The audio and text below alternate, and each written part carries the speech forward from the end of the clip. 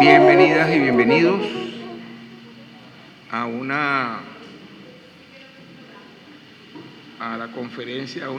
la conferencia del Centro Internacional Miranda que acostumbramos realizar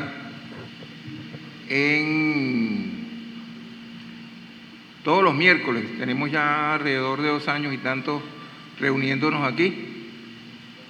Estamos en la Casa de la Historia Insurgente y le agradecemos y reconocemos la solidaridad que tiene para con nosotros el presidente del Centro Nacional de Estudios Históricos, Omar Hurtado Rayoxen, en una de cuyas sedes estamos.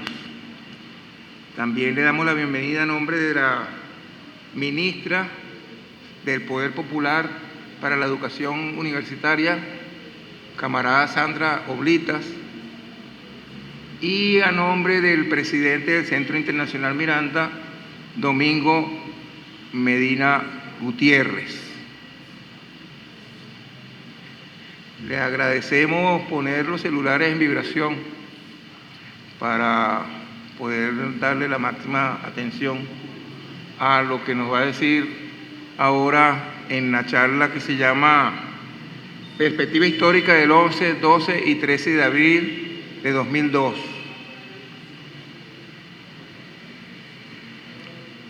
Vamos a esperar que todos tomen asiento para poder iniciar.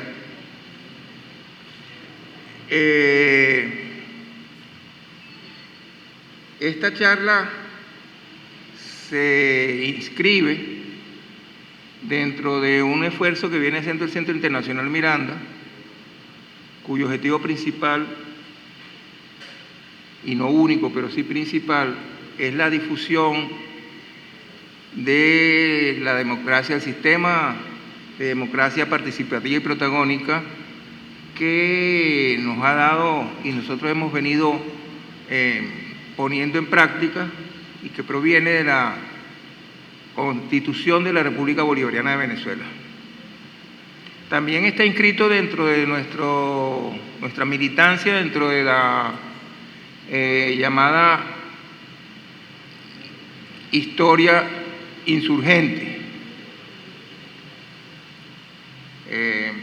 Anabel, que es historiadora, analista político, es una militante de ese movimiento y que además en ese movimiento representa a las mujeres. No hay tantas mujeres historiadoras, o por lo menos reconocidas allí en el movimiento, ¿verdad?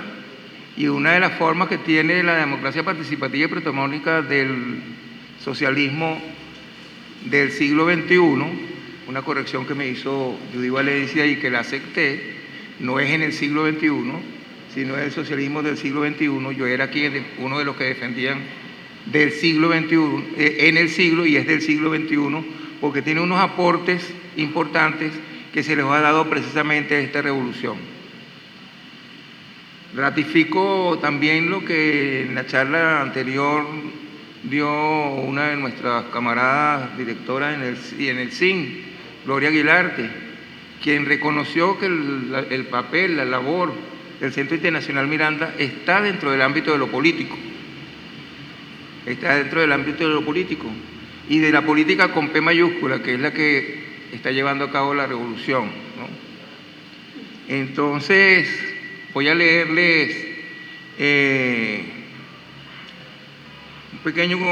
una pequeña nota, currículum de Anabel Díaz H., la camarada Anabel Díaz H., con que hemos emprendido bastantes iniciativas y hemos logrado algunas cosas. Profesora en Ciencias Sociales, egresada de la Universidad Pedagógica Experimental Libertador.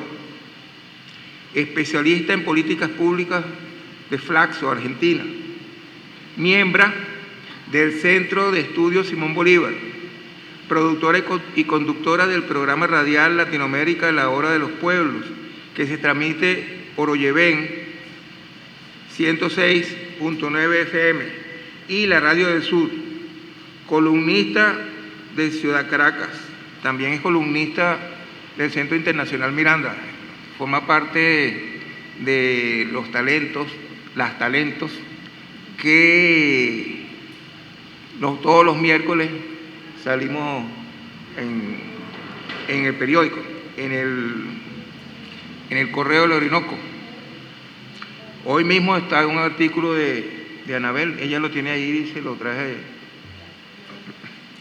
Es productora de la serie radiofónica Manuela más Bolívar, Amor a 200 Revoluciones, y tiene otras realizaciones como productora en el ámbito de lo simbólico político radial.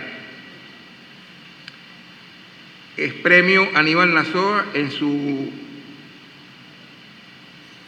12ª edición del año 2022, otorgado por el movimiento Periodismo Necesario. Una militante de larga data en la revolución, desde que era niña, por eso la larga data, y quien entonces, repito, va a darnos una charla cuyo nombre es Perspectiva Histórica del 11, 12 y 13 de abril de 2002, porque también como una intención del centro tenemos la idea de que debemos ir trascendiendo lo anecdótico de nuestras nuevas fechas patrias. Ya el 11, 12 y 13 de abril es una fecha patria, pero hemos venido trascendiendo lo anecdótico para poder tener elementos históricos, ¿verdad? Y también elementos de teoría política de la revolución, del socialismo del siglo XXI, como bien lo llamó mi maestra Judy Valencia. Entonces las dejo y los dejo con Anabel Díaz H. Muchas gracias, Xavier. Un placer para mí compartir con ustedes, ahora también investigadora del Centro Internacional Miranda, gracias a la invitación que me hiciera el compañero Domingo, y pues arrancar de una vez con esta charla sobre el 11, 12 y 13 de abril, que como bien dice Xavier, tiene ya para nosotros una trascendencia histórica y simbólica en lo que significa la Revolución Bolivariana. Es prácticamente uno de esos hitos en la historia. Nosotros trabajamos con los hitos, son los momentos culminantes, los momentos trascendentes, ¿verdad? Y el 11, 12 y 13 de abril es un momento trascendente dentro de la Revolución Bolivariana. Trabajar estos temas, analizar estos temas que están muy frescos, muy recientes en la vida política del país, apenas 22 años, los historiadores más tradicionales nos dirían que hay que dejar una separación histórica, un tiempo, hay que dejar transcurrir un tiempo para nosotros comenzar a analizar a cabalidad estos hechos. Nosotros desde la historia, desde esta trinchera de lucha que se ha convertido la corriente de la historia insurgente, entendemos la necesidad de analizar en tiempo real los acontecimientos y tratar de entender, comprender la trascendencia histórica de estos acontecimientos, sabiendo que a medida que el tiempo transcurra, ¿verdad?, ellos irán tomando mayor solidez, mayor fortaleza. Sin embargo, fíjense, es importante que nosotros desde el día 1, desde el 14, 15 de abril del mismo 2002, comenzáramos a analizar lo que había pasado, que para nosotros todo fue una serie de acontecimientos muy caóticos, que luego comenzamos a colocar en los discursos historiográficos. ¿Por qué decimos que es importante? Bueno, porque nosotros, en primer lugar, desde la historia insurgente creemos que hay que analizar el presente, y analizando el presente podemos comprender el pasado. Y si comprendemos el pasado, es decir, si sabemos de dónde venimos, podemos tener una claridad como colectivo, como pueblo, ¿verdad?, para dónde vamos. Es un poco lo contrario a lo que nos han enseñado, que tenemos que estudiar el pasado, que no podemos estudiar el presente, que el presente no es tarea de los historiadores y las historiadoras, sino que hay que estudiar el pasado solamente. Bueno, esa ruptura metodológica, paradigmática, se ha hecho. En el caso del 11, 12 y 13 de abril del 2002, fue precisamente el primer golpe de Estado mediático, construido mediáticamente. Tiene unas características particulares que en Venezuela fracasó, pero que luego esa misma estrategia, y fíjense lo importante de analizarlo en tiempo real, fue aplicada en otras sociedades, en otras naciones del mismo continente con éxito. ¿Ok? Entonces, sí es importante, y muchas de esas naciones que luego del 11 y 12 y 13 de abril del 2002, muchos años después, como el caso de Bolivia, ¿verdad?, con el golpe de Estado del compañero Evo, empezaron a analizar y a mostrar interés por lo que había sucedido en Venezuela en abril del 2002. Eso para que nosotros podamos más o menos calibrar. Entonces, esto por las características propias del acontecimiento, de ser un golpe mediático, nosotros vamos a intentar, por razones pedagógicas, analizar los aspectos comunicacionales de ese acontecimiento, pero también, bueno, los aspectos históricos, ¿no?, y todo lo que para el pueblo venezolano ha significado. Y frente a eso, los retos que todavía hoy, porque digamos la historia es recurrente y nuestro enemigo no descansa, es permanente, la lucha es sistemática y permanente para derrotar a la revolución bolivariana. Es en tiempo real y es hoy. Fue hace 22 años, pero sigue siendo la misma intención, incluso utilizan los mismos mecanismos que ya han fracasado anteriormente. Ellos insisten en muchos de esos mecanismos, algunos renovados, resemantizados, etcétera, etcétera. Pero todos ya han sido en Venezuela o en otros países aplicados. Desde el punto de vista de lo estrictamente político, en Venezuela se produce el 11 de abril una ruptura del hilo constitucional. Una ruptura del hilo constitucional, recuerden que nosotros veníamos de un proceso constituyente, ¿verdad?, de amplia base popular, de una amplia participación que le da a nuestra revolución el carácter de participativa y protagónica. Pero fue participativa o es participativa y protagónica desde el origen, porque fue una asamblea constituyente que, a diferencia de la chilena, que recientemente acaba de ocurrir, no se hizo encerrado, ¿verdad?, entre los constituyentes y las constituyentes, sino que se hizo en la calle y se pronunciaron los frentes constituyentes, y en esta constitución se reflejaban casi que al pie de la letra muchas de las cosas que los frentes constituyentes habíamos propuesto.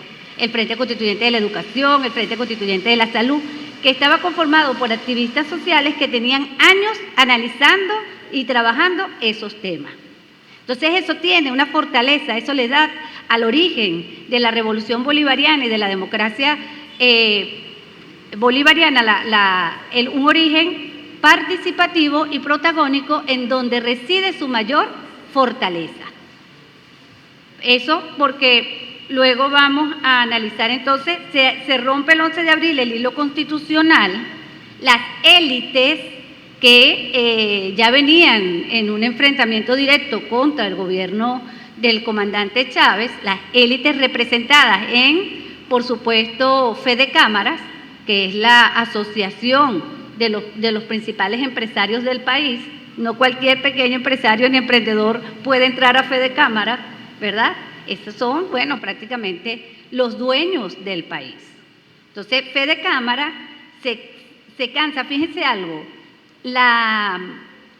que pone en evidencia el hecho de un Carmona Estanga juramentándose en el Palacio de Miraflores, pone en evidencia lo que ya se venía trabajando las élites políticas venezolanas, que era que ya los empresarios, los verdaderos dueños del país, estaban cansados de los operadores políticos y los consideraban ineficientes para cumplir su papel. ¿Por qué? Porque la democracia representativa estaba sufriendo un proceso de deslegitimación que terminó, ¿verdad?, con la explosión social del año 89 en febrero y con la elección del presidente Hugo Chávez en el año 98. Entonces, esa fricción, esa tensión que venían originándose entre las élites, ¿verdad?, y sus operadores políticos, se expresa porque no fue un ADECO el que ellos colocaron allí. Un ADECO quizás no hubiese dado un golpe de Estado y no hubiese disuelto todos los poderes públicos de un plumazo, porque son muchos más políticos, pero un empresario sí lo iba a hacer.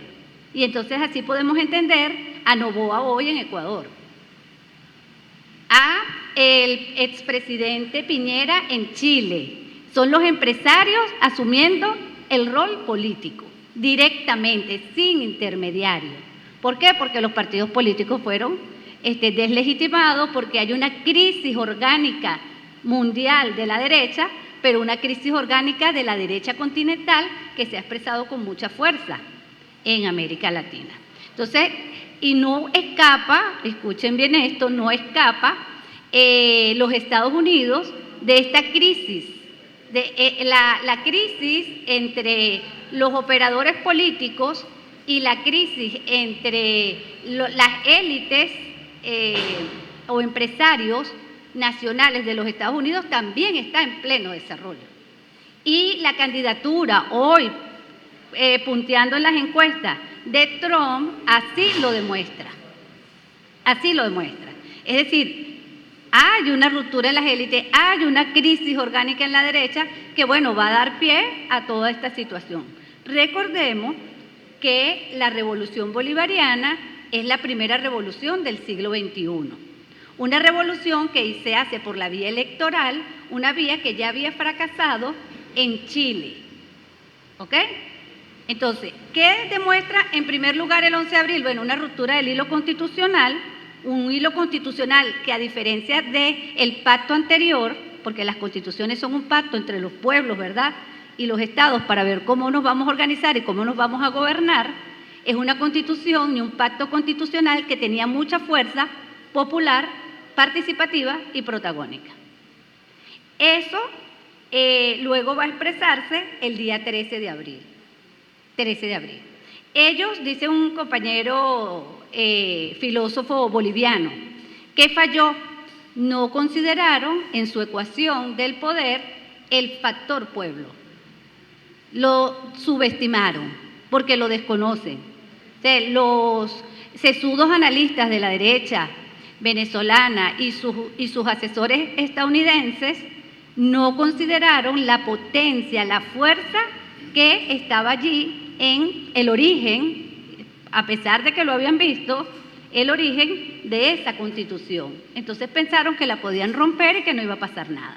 Además, igual no sopesaron correctamente el liderazgo del comandante Chávez. El liderazgo que ya estaba más que en la conciencia, en los activistas sociales, estaba en el corazón de la gente. La gente se moviliza el 13 de abril fundamentalmente para resguardar la vida del comandante Chávez, porque sabían que, bueno, sin Chávez aquí lo que iba a haber era una guerra civil. Y eso te lo decía la gente en la calle, en la calle. Entonces, entre el 11 y el 13 de abril hay una serie de acontecimientos, ¿verdad? El día 12, bueno, donde se develan una cantidad de cosas. El 11 de abril y el 12 de abril demuestra que ellos, si bien no consideraron el factor pueblo en la ecuación de poder, sí consideraron y sobreestimaron el papel de los medios de comunicación.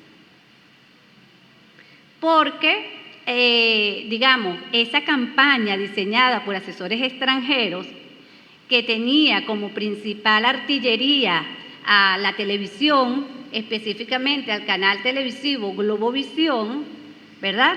Era casi que un experimento social.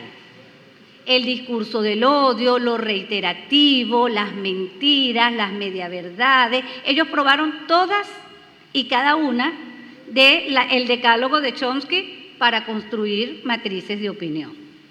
Todos y cada uno de los elementos del decálogo de Chomsky. ¿Por qué? Bueno, porque entretenían, manipulaban, abrumaban por la cantidad de noticias y falsas noticias que daban. Acuérdense que era la primera vez que Venezuela, a mediados de los 90, tenía un canal solamente informativo, ¿verdad? Y bueno, todo eso tiene, además, esta maquinaria constructora de todos esos mensajes que, como dice la canción que compuso Residente de Calle 13 con Julian Assange, con la ayuda de Julian Assange, multiviral, una noticia mal contada es un asalto a mano armada, dice la canción. Y en realidad recoge muy bien porque el pueblo venezolano fuimos asaltados el 12 de abril. Fuimos asaltados el 12 de abril porque fue secuestrado, no solamente el presidente, fue secuestrada la verdad de lo que estaba aconteciendo, de lo que estaba sucediendo. Nosotros no teníamos la manera de enterarnos a través de los medios, además de que para que una campaña como esta pueda funcionar, y aún hoy así lo hacen, silencian los medios alternativos, los medios que no están alineados con su agenda mediática, con su agenda comunicacional, como pues procedieron a cerrar el canal 8 BTV, ¿verdad? Venezolana de Televisión. Entonces, te cierro tu principal vía de comunicación, te dejo mudo, el agredido no tiene derecho a voz, ¿verdad? El agredido no tiene derecho a voz, no tiene derecho a comunicar, y yo tengo toda una avanzada que me permite desarrollar una narrativa que va a desvirtuar la realidad histórica de lo que estaba aconteciendo. Si nos vamos siguiendo. Bueno, entonces eso del 11 de abril, ellos pusieron en práctica un experimento político que el Instituto de Estudios Internacionales de la Universidad Católica de Chile, para nada chavista, para nada de izquierda, muy de derecha, como son esas universidades, ese instituto dice que, bueno, como las sociedades divididas en clases, como la nuestra, y recordemos que América Latina son las sociedades de mayor desigualdad social, ¿verdad?, que presentan mayor desigualdad social, estas sociedades así tienden a polarizarse. Nosotros nos polarizamos frente al paquete de medidas neoliberales, como pueblo. Nos alineamos, rompimos con la democracia representativa, dejamos de consumir ese discurso, no lo creímos más. Dijimos, no se puede creer en los políticos, no se puede creer en los adecos, todos los adecos son corruptos. Ese era el estado de opinión generalizado. Por eso la necesidad de los empresarios de ejercer el poder por sí mismos, porque ellos piensan que lo pueden hacer mejor, ¿no? Entonces, esa situación, esa ruptura de los medios y esa fricción entre la burguesía nacional y esa burguesía entreguista, esa burguesía y esa cúpula política que hacía los acuerdos con el Fondo Monetario Internacional, tuvo en Venezuela su expresión comunicacional a través del canal de televisión RCTV. Radio Caracas Televisión se convirtió en la trinchera de aquellos grupos económicos que se oponían al paquete de medidas neoliberales, tal y cual como se estaba implementando. ¿Por qué? Porque afectaba sus intereses. Si yo abro el libre mercado, entonces mis mercancías no van a circular, no tengo cómo competir, me voy a arruinar, o sea, me voy a venir a menos. Esa contradicción entre el avance por las propias características del capitalismo, que tiende a ser monopólico, ¿verdad?, y la libre competencia que ellos declaman pero no practican, también ocurre y tiene su expresión en el ámbito comunicacional. Entonces RCTV, recuerden que, bueno, tenía una guerra contra Jaime Lucinchi, ¿verdad?, que osó decirle a un periodista, a mí no me jodes tú, Los medios de comunicación se daban el lujo de censurar al presidente Luis Herrera Campins, se enfrentaron en alguna medida al gobierno de Caldera, porque Caldera decía que había que tener una veracidad en la información, que los medios tenían que ser responsables de esa veracidad de la información. Es decir, ya se estaba expresando en el campo de la comunicación las diferencias en el campo económico y en el campo político. Eso hace que el pueblo venezolano, ese factor que no consideraron en la ecuación poder, el pueblo venezolano se separa, rompe, hay una ruptura con los discursos comunicacionales. Nosotros, fíjense que muchas de las encuestas que hicimos desde el ININCO, donde me votaron por tener esta tesis, o sea, no me votaron, pero definitivamente me tuve que ir porque no iba a conseguir tutor.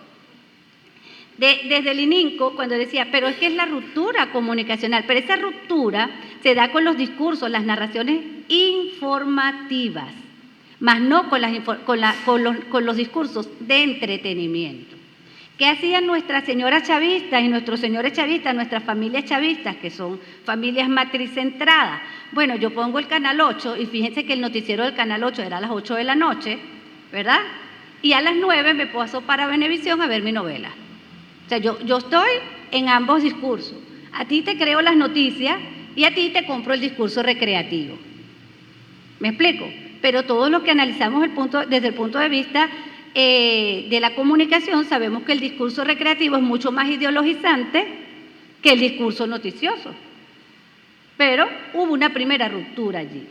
Nosotros decíamos, saber dividir, separar lo estrictamente del campo objetivo, de las contradicciones objetivas y las contradicciones creadas y expresadas desde lo comunicacional es bastante difícil. Estamos tratando de hacerlo acá, pero además, eso cómo se expresa en la respuesta de la gente y cuáles son los retos que todavía hoy tenemos en la sociedad venezolana. Tenemos un reto muy importante. Fíjense, la comunicación ha avanzado, se ha digitalizado y nosotros seguimos construyendo un mensaje, una narrativa informativa que ya el pueblo venezolano poco consume. Y no le digan nada al ministro de Comunicación e Información de este país, pero lo debe saber porque él tiene los números más que yo, ¿verdad? Nunca había sido tan bajo el rating de los canales y de los medios públicos como ahora. Ha bajado el consumo de televisión y de radio en todos los sectores de la sociedad, fundamentalmente los sectores de los jóvenes, de la juventud, pero nunca habíamos tenido niveles tan bajos, que siempre fueron bajos, de consumo de nuestros discursos desde los medios públicos, ¿verdad? Y esto, bueno, si bien la gente no ha dejado de consumir el discurso informativo, cada vez asiste menos a los informativos. O sea, los jóvenes no están enterados, no les interesa para nada seguir ningún canal, ninguna plataforma de noticias. La noticia no es un discurso consumible para ellos, no es un producto vendible a los jóvenes, las noticias. Pero el discurso de entretenimiento sí, y la revolución bolivariana, a pesar del esfuerzo que se ha hecho desde cultura para hacer producciones de cine, para hacer producciones de televisión, miniseries, series, etcétera, etcétera, nosotros es mucho todavía lo que nos falta y es una deuda que todavía tenemos en la producción de contenidos de entretenimiento, en contenidos recreativos que fortalezcan nuestro imaginario colectivo como pueblo, que fortalezcan nuestra identidad como pueblo. Y como decir es hacer, como la mejor forma de decir es hacer, dice José Martí, ¿verdad?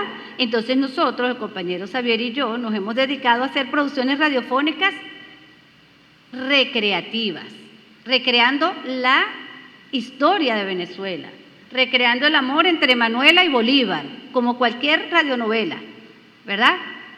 Incursionando en esos géneros que prácticamente mucha gente cree que están de modé y que murieron. Pero así como resucita Ledesma, después que lo creíamos un cadáver político, y llega a ser increíblemente alcalde mayor de Caracas, asimismo los medios también resurgen.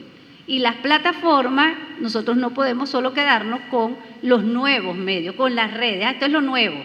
La sociedad venezolana es muy esnovista, siempre estamos buscando lo nuevo, pero resulta que si yo no tengo megas, yo tengo que ver televisión y escuchar radio, porque no puedo acceder a las redes sociales.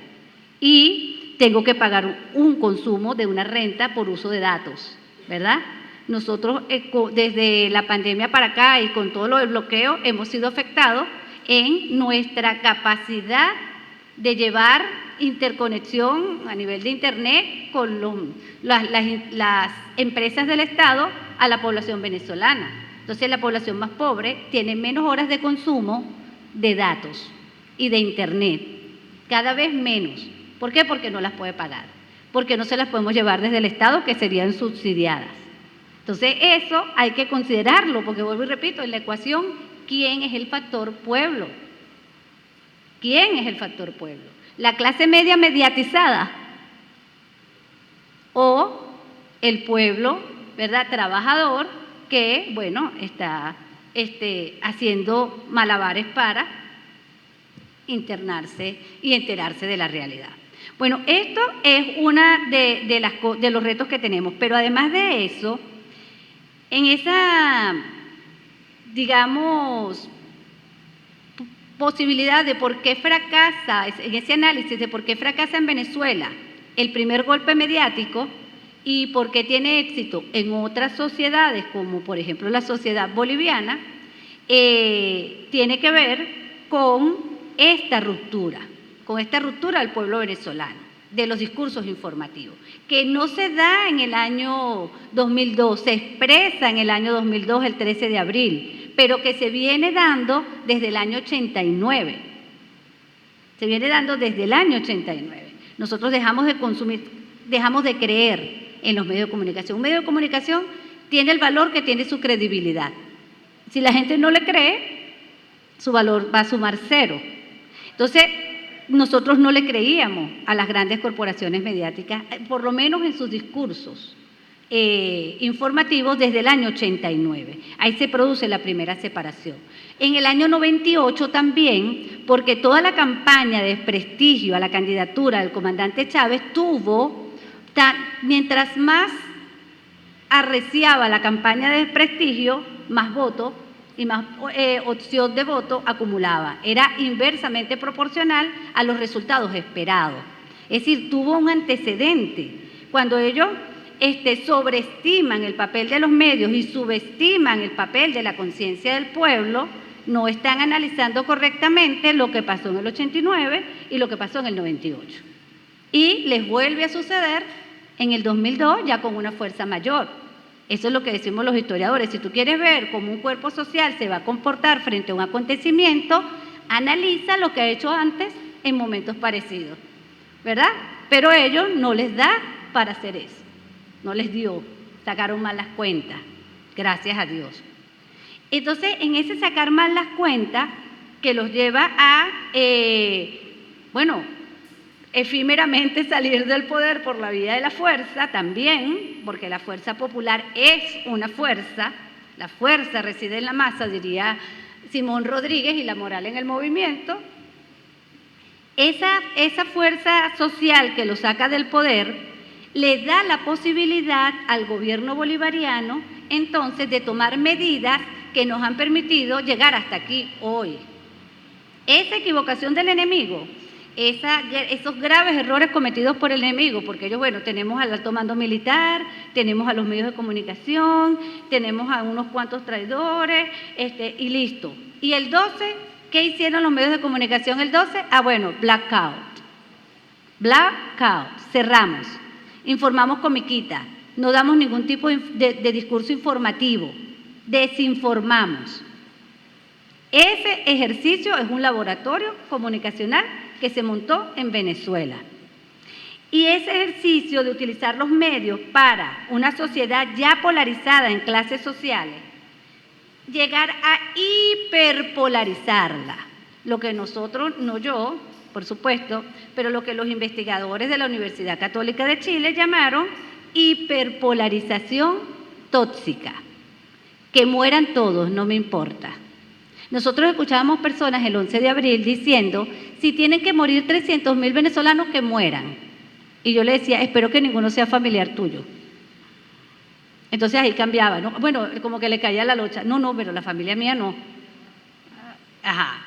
Ese fascismo, ese nivel de desesperación que han intentado nuevamente hoy con esta campaña que ha montado la señora María Machado de desprestigio internacional hacia el proceso electoral venezolano, ¿verdad? Con la intención de, bueno, desacreditarlo, que los organismos internacionales y la mayoría de los países no reconozcan los resultados electorales y poder ellos retornarnos al periodo de las lentejas. En dos platos, esa es la propuesta de ella. O sea, no tengo los votos para ganar, no tengo los medios de comunicación en Venezuela porque el golpe de Estado del 2002, si algo le permitió a Venezuela fue lograr un equilibrio comunicacional. ¿A través de qué? Bueno, a través de las leyes se promulgó la ley resorte, se sancionó a las televisoras que cometían estos excesos, que tenían discursos de odio, etcétera, etcétera, y ellos hoy se han visto, muchos de ellos vendieron sus medios de comunicación, otros desaparecieron, existen nuevas televisoras en el país, etcétera, etcétera, y existe un equilibrio informativo en Venezuela. Un equilibrio informativo que no existe en Brasil, un equilibrio informativo que no existe en Chile, un equilibrio informativo que no existe en Argentina, que no existe en México. El compañero Andrés López Obrador tiene que salir todas las mañanas a hacer un aló presidente, porque el fuego mediático al que está sometido el gobierno mexicano es implacable. Implacable e imparable. ¿Me explico? Entonces nosotros tenemos una condición, estamos en una situación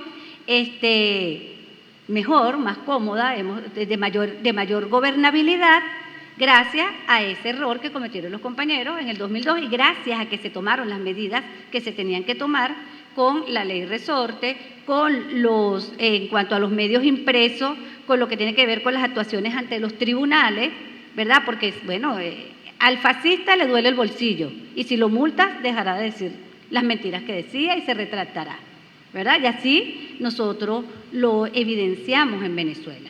Eso es una escuela hoy en América Latina, que la gente está estudiando, que la gente está aprendiendo, que cómo lo hago, que cómo es que es la ley resorte, que cómo en Brasil se puede hacer una ley resorte, que cómo en México se puede hacer una ley resorte. ¿Me explico? ¿Por qué? Porque vieron los resultados. Los resultados. Si nosotros hoy, en un periodo especial no declarado como el que tuvimos en la época de las lentejas 2015-2016, hubiésemos tenido el fuego mediático de una globovisión disparando discursos de odio y aquí hubiese desatado la guerra civil. No lo duden. No lo duden. Pero hubo gobernabilidad. ¿Me explico? Entonces no podemos, si bien ellos sobreestimaron en el 2002 el papel de los medios, no podemos nosotros subestimarlo. Tampoco. Sí hubiese ocurrido un estallido social en Venezuela. La ecuación no le da porque su fósforo para prender el fuego son los medios de comunicación. Y al no tener el control de la mediática, obviamente no se le cumple, pues no se enciende el fuego que ellos querían encender con todas las medidas coercitivas unilaterales y el bloqueo y el hambre del pueblo venezolano.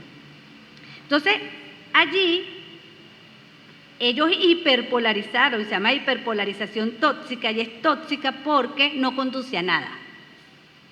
Es tóxica precisamente porque su tarea es no conducir a nada, sino al caos, al desorden, a la ingobernabilidad, al Estado fallido y a la intervención militar. Ya sea por la vía de abrirle las puertas al Comando Sur, como lo están haciendo en Ecuador, como lo están haciendo en Perú, como ya están todas las bases militares en Colombia, ¿verdad? O a través de Bukele, un Bukele que es un dictador, que además representa a las élites empresariales de El Salvador y que practica por la vía de los hechos un gobierno neofascista, que llegó por la vía de los votos y que se acaba de relegitimar en una violación clara y flagrante a la Constitución, porque no tiene la Constitución la figura de la reelección, en unas elecciones donde sí fueron competitivas, para toda la mediática mundial y para los organismos internacionales bajo estado de excepción.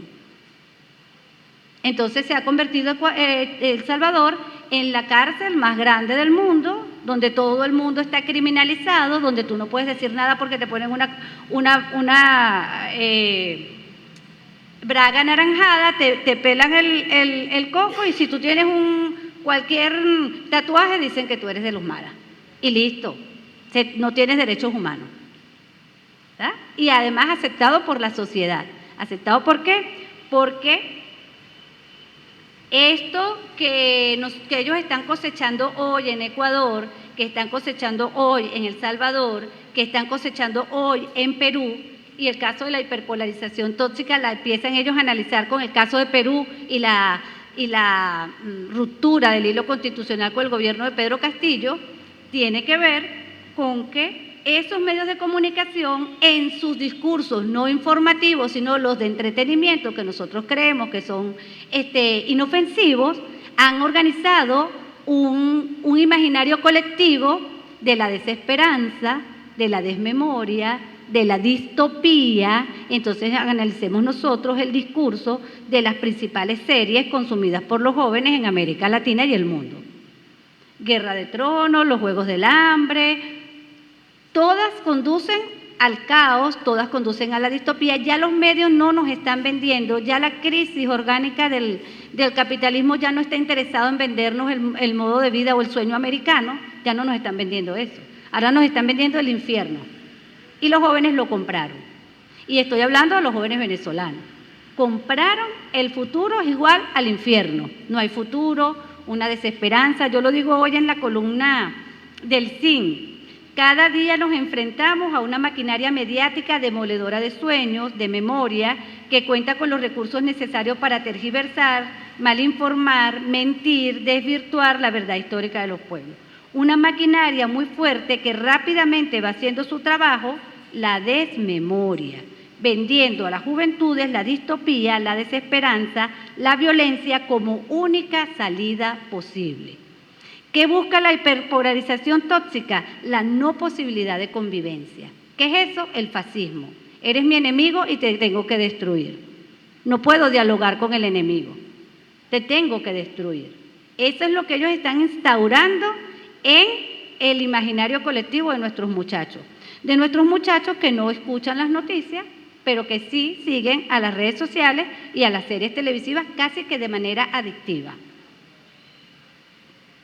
Entonces, bueno, eso allí para que lo tengamos claro. Miguel Pérez Pirela, en el encuentro internacional que se hizo en el año 2022, acá en Venezuela, que se llamó Comunicación Política Digital en medio de las censuras planetarias, señaló que el 12 de abril se configuró una metodología de la comunicación política de los movimientos populares, que significó una respuesta eficiente en tiempo real a ese golpe de Estado.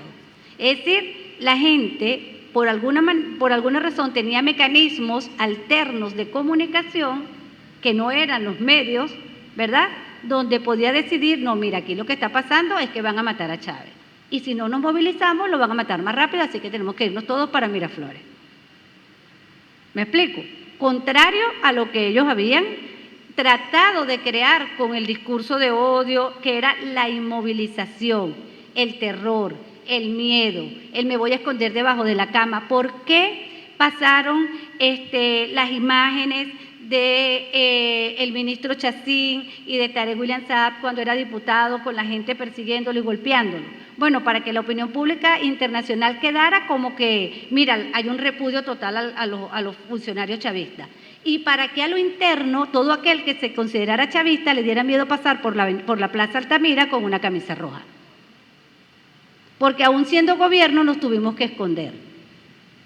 Y nos pasó en el 2002, en el 2014 y en el 2017. Otra vez.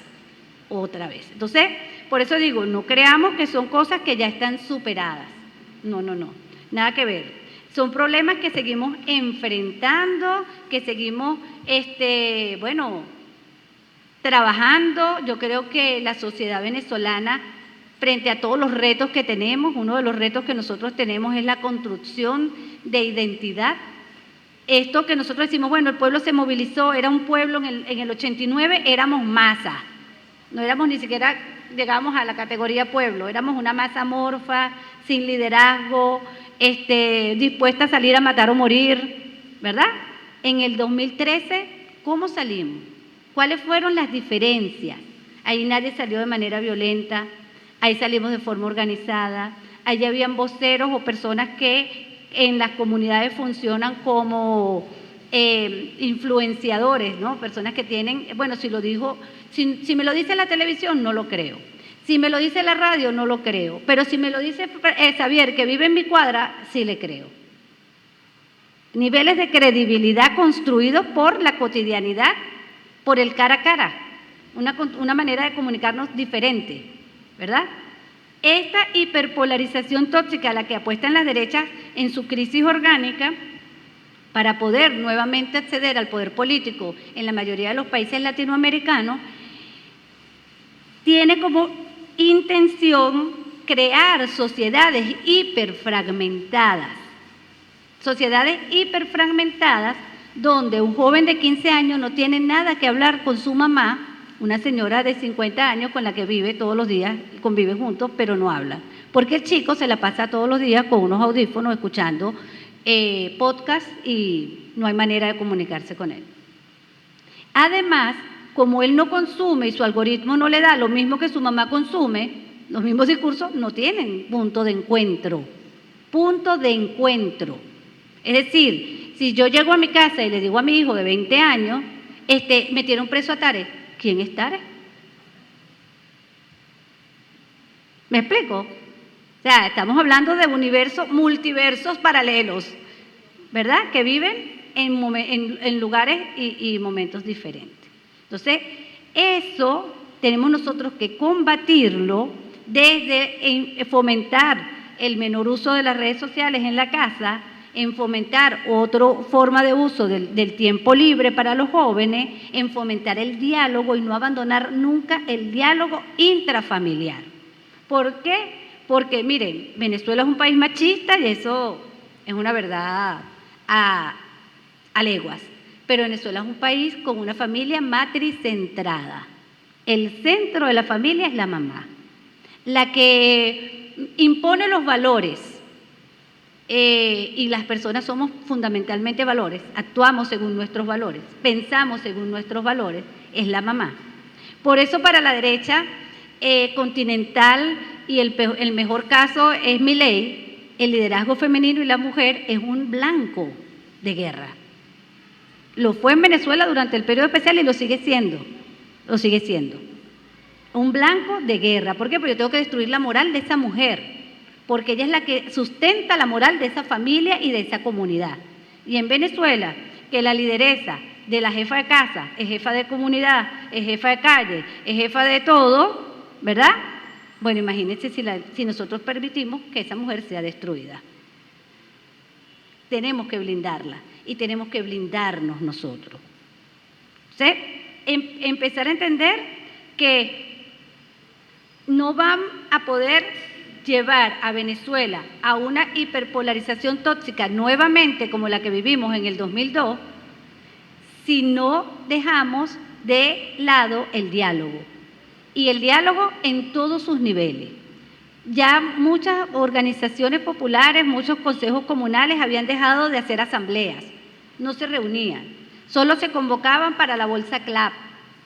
Y cuando nosotros lanzamos desde el Centro de Estudios Simón Bolívar, desde Caracas Insurgente, reuniones para explicar, para dialogar, para entendernos, para vernos la cara, para analizar la realidad, eran las únicas reuniones donde iba más gente que para la bolsa del CLA.